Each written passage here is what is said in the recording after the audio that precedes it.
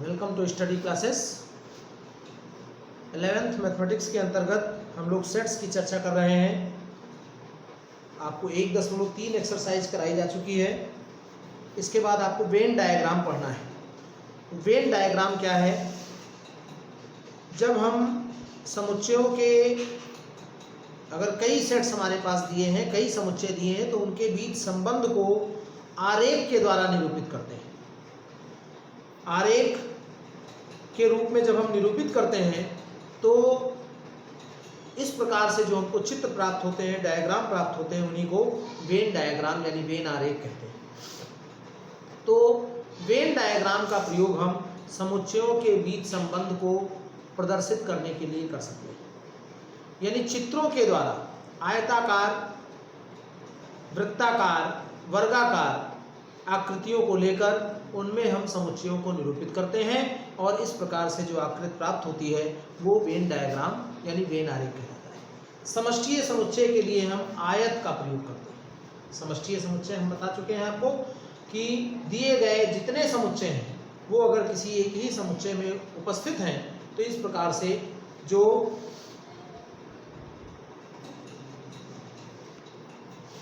जो हमारा समुच्चय बनेगा वो समष्टीय समुच्चय कहलाएगा और इसको हम आयत से प्रदर्शित करते हैं। वेन डायग्राम बनाने के लिए आयत के रूप में प्रदर्शित करते हैं। जैसे अगर अंग्रेजी वर्णमाला के समुच्चय की बात की जाए, ए, ई, आई, ओ, यू, ये स्वरों का समुच्चय। बी एक दूसरा समुच्चय, बी, सी, डी, एफ, और सी एक दूसरा समुच्चय है, ई और आई, और हमको इसको वेन से निरूपित करना है। तो एक हम वेन बनाते हैं यू। यू क्या है? समष्टीय समुच्चय है यानी अंग्रेजी वर्णमाला का समुच्चय। अब ए क्या है? इसमें एक ए हमने बना दिया। ए क्या है?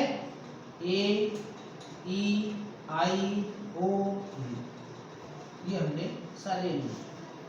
अब बी क्या है? बी, सी, डी, एफ, एक बी बना दीजिए। ये हो गया आपका बी, सी, डी, एफ। अब सी क्या है? ई, आई है।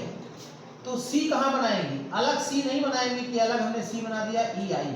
अगर हमने अलग बना दिया तो ऐसी स्थिति में ई, आई यहाँ पर यू में 2 बार हो जाएगा और किसी समुच्चय में कोई एलिमेंट 2 बार नहीं होता है, यानी ये हमारा नहीं ठीक है। तो ई, आई कहाँ होना चाहिए? ई, आई जो है वो सी में भी है, ए में भी है, यानी इसी को हम क्या कह सकते हैं? ये सी बना सकते हैं। यानी ये एक हमारा सी भी हो गया। तो सी कौन सा समुच्चय है? जो ए में उपस्थित है। पूरा सी समुच्चय ए के भीतर है और इसी प्रकार से जो ए और बी है वो यू में है, यानी ए, बी, सी तीनों यू में है और यू क्या है? समष्टीय समुच्चय। तो इस तरीके से हम वेन डायग्राम का प्रयोग करके हम समुच्चय को निरूपित कर सकते हैं। अब समुच्चय पर विभिन्न संक्रियाएं क्या हो सकती हैं? बहुत इंपॉर्टेंट भी है। एक यूनियन ऑफ सेट्स कहलाता है, समुच्चयों का सम्मिलन कहलाता है। समुच्चयों का सम्मिलन यानी यूनियन ऑफ सेट। यूनियन क्या है? अगर यहाँ पर ए यूनियन बी निकाला जाए, ए यूनियन बी, तो क्या होगा? ए के सभी element A, E, I, O, U और बी, सी, डी, एफ, यानी ए यूनियन बी की डिफिनीशन क्या होगी? ए यूनियन बी की डिफिनीशन होगी X such that X belonging to A और एक्स बिलोंगिंग टू बी। माने ए यूनियन बी क्या है? ए यूनियन बी का मतलब हुआ कि ए के सभी अवयव और बी के सभी अवयवों का समुच्चय ले लिया जाए तो इस प्रकार से जो हमको मिलेगा वो ए यूनियन बी। अगर आपके पास ए दिया है 1 2 3, बी दिया है 3 4 5 6, तो ए यूनियन बी क्या हो जाएगा? सारे एलिमेंट लिख दीजिए, रिपीट नहीं लिखना होता है। हम कई बार ये बात आपको बता चुके हैं कि समुच्चय में कोई भी अवयव रिपीट नहीं किया जाता है। तो ये ए यूनियन बी निकाला जा सकता है। इसको हम इस प्रकार से निरूपित करते हैं, ए यूनियन बी कहलाता है। अब ए यूनियन बी यानी सम्मिलन जो है, सम्मिलन के कुछ गुणधर्म हैं। कौन से गुणधर्म हैं? ये प्रॉपर्टीज आपको याद होनी चाहिए। ए यूनियन बी हमेशा बी यूनियन ए के बराबर होता है, माने क्रम विनिमय नियम लागू होता है, कम्यूटेटिव प्रॉपर्टी इस पर होल्ड होती है। चाहे हम ए यूनियन बी निकालें या बी यूनियन ए निकालें, दोनों बराबर आएगा। एसोसिएटिव लॉ भी लागू होता है, A union B union C is equal to A union B union C. ये प्रॉपर्टी भी इस पर लागू होती है, यानी एसोसिएटिव नियम का भी पालन करता है, साहचर्य नियम का भी पालन करता है। तीसरी बात है कि अगर ए और फाई का यूनियन लिया जाए तो ए मिलेगा। क्यों? क्योंकि फाई क्या है? एक नल सेट है और इसको हम तत्समक नियम कहते हैं। तो इस प्रकार से ए यूनियन फाई का अगर ए यूनियन फाई लिया जाए तो ए आएगा, और तीसरा है, चौथा है ए यूनियन ए लिया जाए तो ए ही आएगा। तो इस प्रकार से ये जो है ये वर्ग सम नियम कहलाता है। एक और बच रही है छठी प्रॉपर्टी कि ए यूनियन यू ले लिया जाए तो यू मिलेगा। क्यों? क्योंकि ए के सभी अवयव यू में है, तो ए के सभी अवयव यू में है, इसलिए ए यूनियन यू का मान यू के बराबर है। तो इस तरीके से हम यूनियन निकाल सकते हैं। और अब इसके बाद इसी क्रम में हम बात करते हैं समुच्चयों के सर्वनिष्ठ। समुच्चयों का सर्वनिष्ठ क्या होगा? सर्वनिष्ठ यानी intersection A intersection B, X such that X belonging to A and X belonging to B. मतलब क्या है? वह अवयव जो ए और बी दोनों में उपस्थित हैं, ए इंटरसेक्शन बी के एलिमेंट होंगे। जैसे ए लिखा है ए ई आई ओ यू, अभी इसके पहले वाला उदाहरण हमने लिखा था, और सी लिखा है ई आई, तो ए इंटरसेक्शन सी क्या होगा? ई और आई। क्यों? क्योंकि ई आई दोनों में है, जो दोनों में उपस्थित होंगे वो एलिमेंट ए इंटरसेक्शन सी के एलिमेंट। वहां पर हमने बी लिखा था बी सी डी एफ, तो ए इंटरसेक्शन बी क्या हो जाएगा?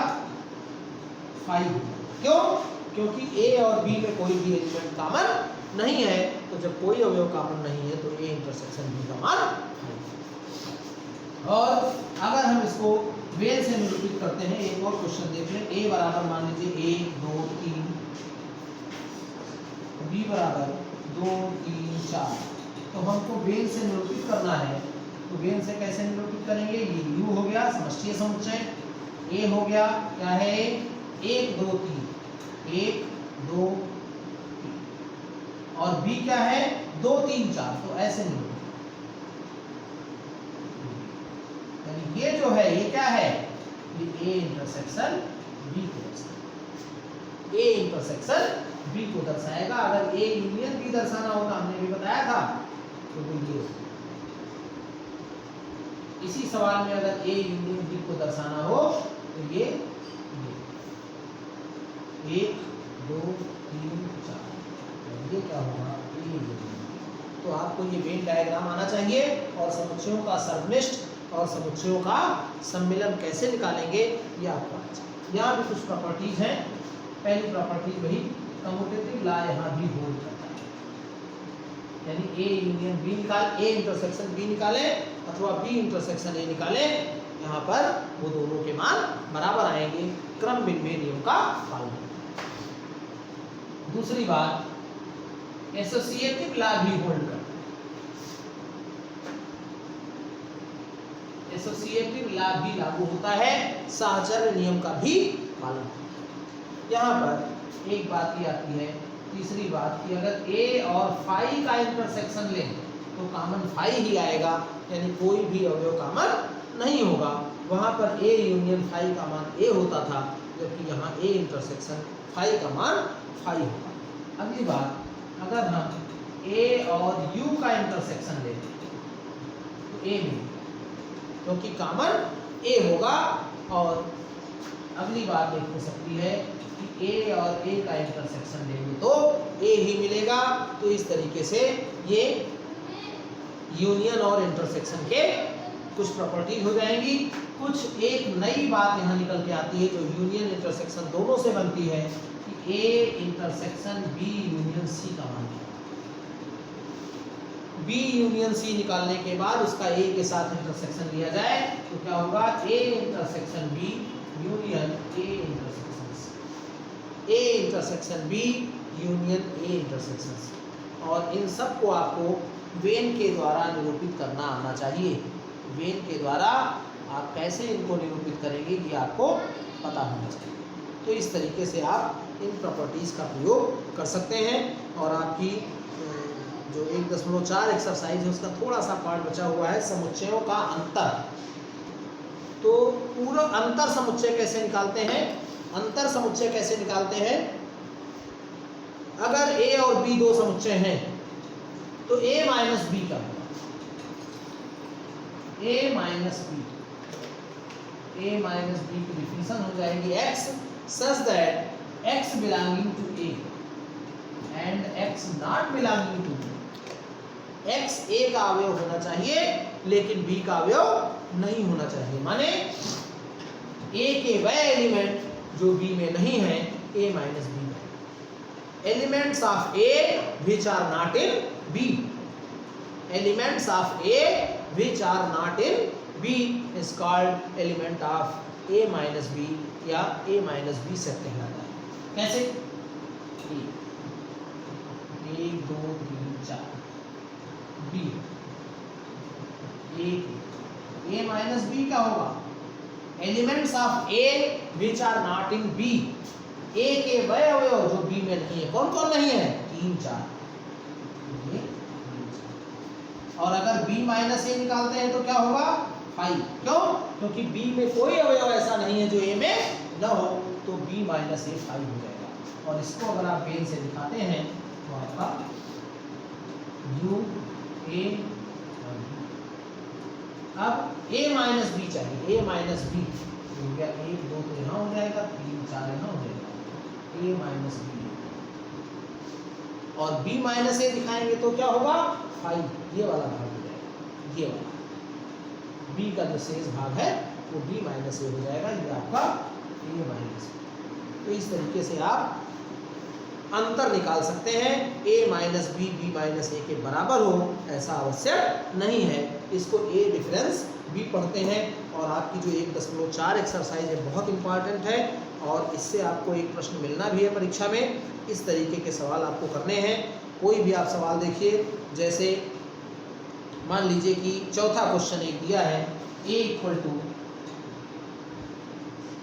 1 2 3 4 और फिर b दिया हुआ है 3 4 5 6, 3 4 5 6 और c दिया है इसी में 5 6 7 8, 5 6 7 और d भी दिया है।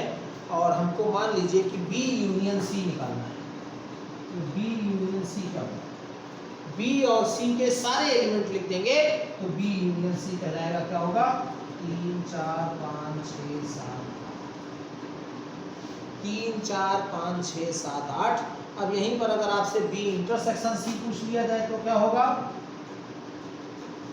5 6 जो कॉमन एलिमेंट होते हैं उन्हीं को b इंटरसेक्शन c लिखते हैं। a इंटरसेक्शन b निकालते हैं तो क्या होगा, ये सब क्वेश्चन नंबर 4 के ही पार्ट हैं। a और b का जो कॉमन एलिमेंट हो, कौन कॉमन है, 3 और 4। तो इस तरीके से आप इन प्रश्नों को कर सकते हैं, बहुत इंपॉर्टेंट हैं और आसान भी हैं। अगले सेशन में हम कॉम्प्लीमेंट ऑफ सेट की चर्चा करेंगे, समुच्चयों के पूरक समुच्चय की चर्चा करेंगे और प्रयास करेंगे कि उसी दिन हम आपका ये चैप्टर कंप्लीट कर दें। अगले सेशन में इसकी बात होगी। हमारे चैनल पर अगर आप नए हैं, study classes bye Ajay Mehrotra को आपने अभी तक सब्सक्राइब नहीं किया है तो चैनल को सब्सक्राइब करके बेल आइकन को प्रेस कर दीजिए ताकि इस पर आने वाले वीडियो के नोटिफिकेशन आपको मिलते रहें और आप उनका लाभ लेकर अपनी अच्छी तैयारी कर सकें। वीडियो को लाइक और शेयर अधिक से अधिक करें। धन्यवाद। अगले सेशन में हम कॉम्प्लीमेंट ऑफ सेट की चर्चा करेंगे।